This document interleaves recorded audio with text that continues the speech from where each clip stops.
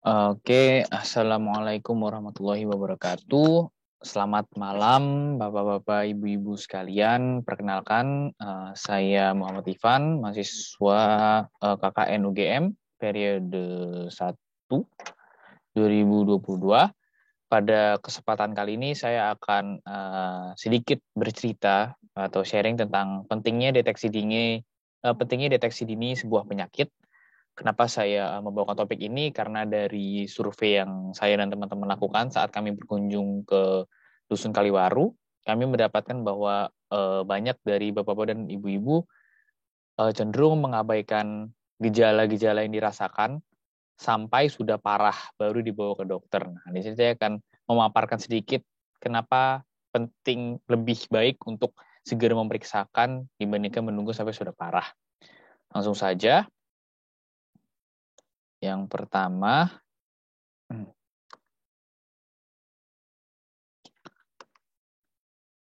alasan kenapa deteksi dini penyakit itu lebih penting dan lebih baik adalah karena tingkat kesembuhan yang lebih tinggi. Jadi sebuah penyakit itu jika dibiarkan lebih lama, itu akan lebih sulit sembuhnya. Sementara jika dideteksi lebih awal, itu akan lebih gampang sembuhnya. Analoginya seperti mobil yang sedang mengalami kerusakan atau sudah harus diservis.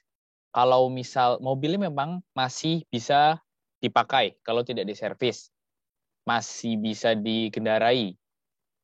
Namun semakin lama dikendarai dengan keadaan yang sudah seharusnya diservis, mobil akan semakin rusak, akan semakin jelek sehingga nantinya kerusakannya akan semakin parah. Sama halnya dan akan semakin susah untuk diperbaiki.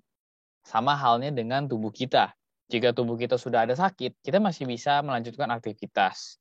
Masih bisa dipakai tubuhnya. Tapi semakin lama didiamkan, tubuh kita akan semakin hancur, semakin sakit, dan lama-kelamaan akan semakin sulit untuk disembuhkan. Kalau kita berbicara data ini secara general, untuk kanker, saya ambil contoh kanker karena kanker ini cukup banyak di Indonesia. Untuk tingkat kelangsungan hidup setelah 5 tahun, setelah seseorang dinyatakan menderita kanker, untuk kanker mulut rahim, sebagai contoh, jika dideteksi di awal-awal saat kankernya masih kecil ukurannya, belum menyebar ke bagian tubuh yang lain, kelangsungan hidup setelah 5 tahun adalah 92%. Sementara jika sudah dideteksinya terlambat, itu hanya 15% tingkat kelangsungan hidupnya. Untuk kanker paru-paru, 61% jika dideteksi sedini mungkin, dibandingkan hanya 6% jika sudah terlambat ketahuannya. Sementara untuk kanker payudara, untuk ibu-ibu atau yang misalnya punya anak, 99% bisa sembuh, kelangsungan hidup setelah 5 tahunnya 99% jika dideteksi sedini mungkin, dibandingkan 27% jika sudah terlambat atau sudah menyebar ke organ-organ yang lain. Nah, apa saja sih tanda gejala yang mungkin bisa menjadi perhatian Bapak dan Ibu sekalian jika mungkin terkena penyakit-penyakit? Saya ambil contoh kanker. Yang pertama ada kehilangan tenaga, jadi Bapak dan Ibu lebih gampang lelah dibandingkan biasanya, padahal istirahatnya cukup, makannya cukup, tapi kok capek terus gitu. Yang kedua, berat badan yang cenderung menurun terus. Padahal makan biasa, bahkan mungkin sudah minum jamu atau suplemen penambah nafsu makan, tapi tetap saja berat badannya kok turun, nggak naik-naik. Yang ketiga, nyeri di seluruh tubuh atau di beberapa bagian tubuh. Nyerinya ini tiba-tiba dan sudah dipijet, sudah dikerok, sudah dikasih obat pereda nyeri, sudah dikasih jamu dan macam-macam, tetap saja nyeri. Dan ini biasa berlangsung berbulan-bulan. Lalu yang keempat, nafsu makan yang menurun. Ini berhubungan dengan penurunan berat badan tadi. Lalu yang kelima, ada benjol yang muncul di bagian tubuh. Bisa di leher, bisa di ketiak, atau bisa di bagian tubuh apa saja. Benjolan ini tiba-tiba muncul, sebelumnya tidak ada, dan makin lama benjolan ini semakin besar rasanya. Lalu sering juga ada nyeri kepala atau sakit kepala yang datangnya juga tiba-tiba, dan sakit kepala, nyeri kepala ini itu berlangsung lama. Sudah dikasih obat anti nyeri, sudah dikasih obat pusing, sudah diolesi minyak kayu putih dan lain sebagainya, tetap saja nyeri kepalanya itu tidak hilang. Dan seiring berjalannya waktu semakin parah. Nah, ini tanda-tanda secara general saja. Lalu misalnya untuk diabetes, di sini ada buang air kecil yang berlebihan. Jadi mungkin kadang ini agak rancu, mungkin kalau misalnya minumnya banyak, buang air kecilnya juga banyak. Tapi kalau dalam diabetes itu, minumnya sedikit tapi tetap buang air terus-terusan. Dan biasanya yang paling ada pembeda itu jika bapak atau ibu terbangun di malam hari untuk lebih tepatnya kebangun di malam hari untuk buang air kecil lebih dari 3 kali dalam satu malam, itu sudah harus menjadi perhatian. Kedua, makan yang berlebihan. Di sini bukan makan karena lapar jadi makannya banyak, tapi bapak dan ibu atau mungkin adik-adik sekalian sudah makan yang banyak, makannya cukup, tapi rasanya masih lapar. Tidak rasanya nggak puas kalau udah makan, pengennya makan lagi, padahal tadi makannya sudah banyak, sudah nambah 2 kali, tapi tetap saja lapar dan pengen makan terus. Lalu ketiga, yaitu minum yang berlebihan. Ini efek dari makan yang berlebihan sehingga harus minum. Minumnya ini juga bisa saja tidak ada rasa haus, tapi rasanya ingin minum. Kalau nggak minum rasanya nggak tenang, kalau nggak minum rasanya nggak enak, pengennya minum terus. Padahal sudah kembung tapi masih ada rasa hausnya. Nah, ini bisa menjadi perhatian jika sudah ada tanda-tanda ini, lebih baik diperiksakan ke puskesmas atau rumah sakit terdekat untuk di screening apakah bapak atau ibu mempunyai diabetes atau tidak. Nanti akan saya bahas lagi di belakang keuntungan kedua dari deteksi dini sebuah penyakit termasuk diabetes ini. Lalu untuk para lansia, penyakit jantung, tanda-tanda secara generalnya rasa nyeri di dada atau rasa tidak nyaman di dada, berat rasanya dadanya, sesak seperti diikat.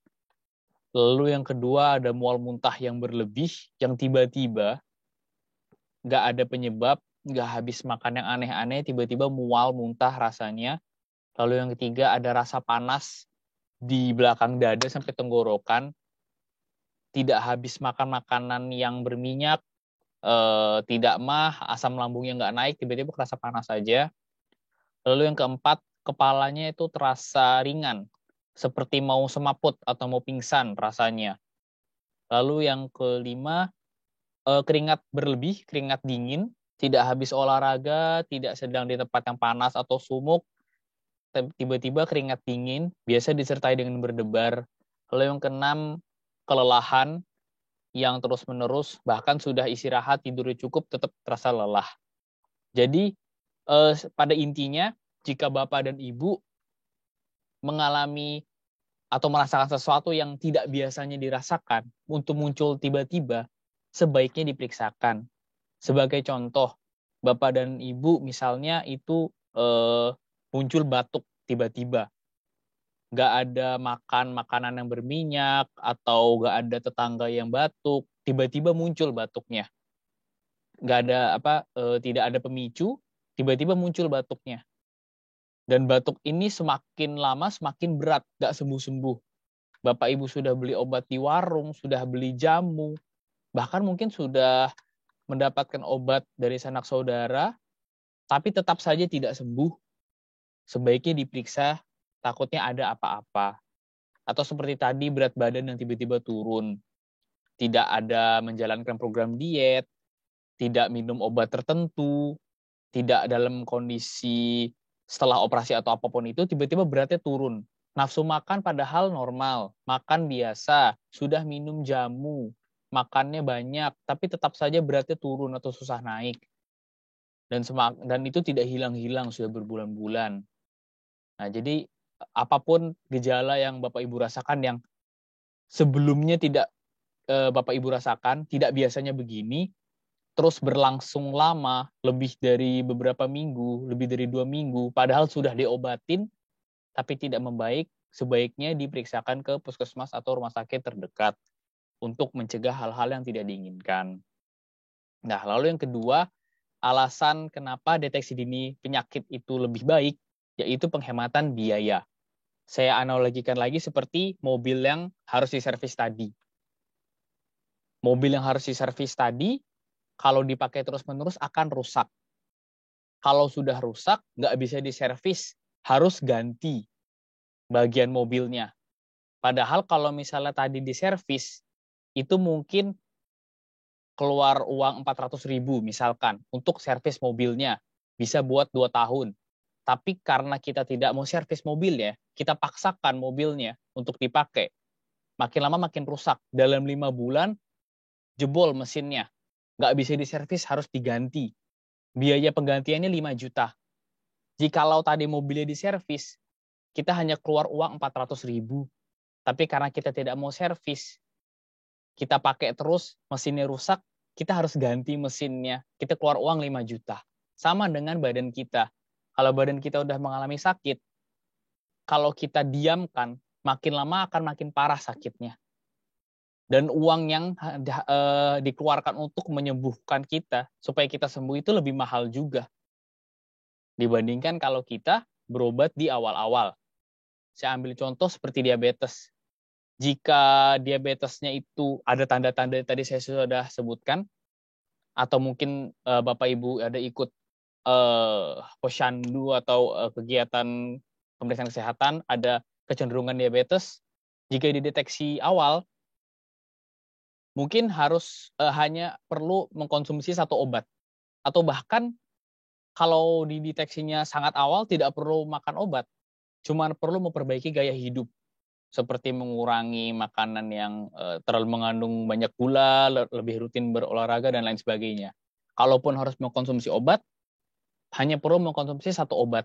Saya ambil contoh obat yang paling sering digunakan, itu harganya 3.000 untuk 10 butir, dan obat ini biasanya diminum sehari 2 kali, selama 1 bulan, karena kan per bulan. Diabetes itu kan penyakit yang terus-menerus yang menahun. Jadi 1 bulan butuh 60 butir. Jadi total harga 18.000 untuk minum obat diabetes ini. Itu kalau misalnya dideteksi di awal. Tapi kalau misalnya didiamkan, makin parah diabetesnya, itu bisa-bisa memerlukan 2 obat. Di mana obat yang kedua ini, itu harganya 5.000 untuk 10 butir, sehingga dalam 1 bulan ada biaya tambahan 15.000. Jadi totalnya yang tadinya 18.000, tapi karena terdeteksinya telat, harus keluar uang 33.000 per bulan selama bertahun-tahun. Pasti akan boros kan? Atau sebagai contoh kanker. Jika dideteksi di awal, itu bisa dioperasi. Kalau masih kecil ukurannya, belum menyebar ke bagian tubuh yang lain, itu biasa masih bisa dioperasi. Rata-rata saya ambil harga rata-rata operasi itu 40 juta. Biaya operasi, perawatan, dan lain sebagainya, katakanlah 40 juta. Sementara kalau misalnya tidak dideteksi secara dini, dideteksinya terlambat, sudah menyebar kemana-mana, ukurannya sudah terlalu besar, sehingga tidak bisa dioperasi, harus di kemo. Nah, rata-rata harga kemo ini, saya ambil harga rata-rata, karena di sini kalau di kemo artinya sudah cukup serius kankernya, sudah stadium yang sudah stadium yang akhir, itu per sesi sekitar 11 juta. Sementara untuk kanker yang sudah stadium akhir ini biasa perlu 6-12 sesi kemoterapi agar kankernya ini menghilang. Jadi total harga yang harus dibayar yaitu 66-132 juta. Ada perbedaan yang sangat banyak ya, 50 juta lebih. Hanya jika dideteksi di awal, hanya keluar 40 juta sekali selesai. Tapi kalau misalnya terlambat, jadinya mengeluarkan uang bisa sampai 100 jutaan. Walaupun mungkin memang ada BPJS dan lain sebagainya, tapi ini hanya sebagai gambaran saja jika deteksi dini sebuah penyakit itu bisa menghemat biaya, bisa menghemat waktu juga, dan meningkatkan kesembuhan. Lebih tinggi persentase kesembuhannya. Sehingga saya berharap setelah ini Bapak Ibu jika ada gejala yang tidak biasanya dialami, tidak sembuh-sembuh padahal sudah diberi pengobatan atau istirahat, daripada didiamkan, nunggu sampai sudah parah banget baru ke dokter, lebih baik langsung ke puskesmas atau dokter terdekat. Kan sudah ada BPJS juga, Bapak dan Ibu sekalian, jadinya bisa murah biayanya dan semakin cepat terdeteksi penyakitnya, semakin cepat bisa disembuhkan, jadi bisa menghemat uang dan menghemat waktu juga. Saya rasa sekian dari sesi sharing malam hari ini, cerita-cerita malam hari ini. Saya mohon maaf jika ada salah kata maupun salah informasi. Terima kasih banyak atas perhatian Bapak dan Ibu sekalian. Saya harap sedikit banyak ini dapat bermanfaat. Sekian dari saya. Assalamualaikum warahmatullahi wabarakatuh.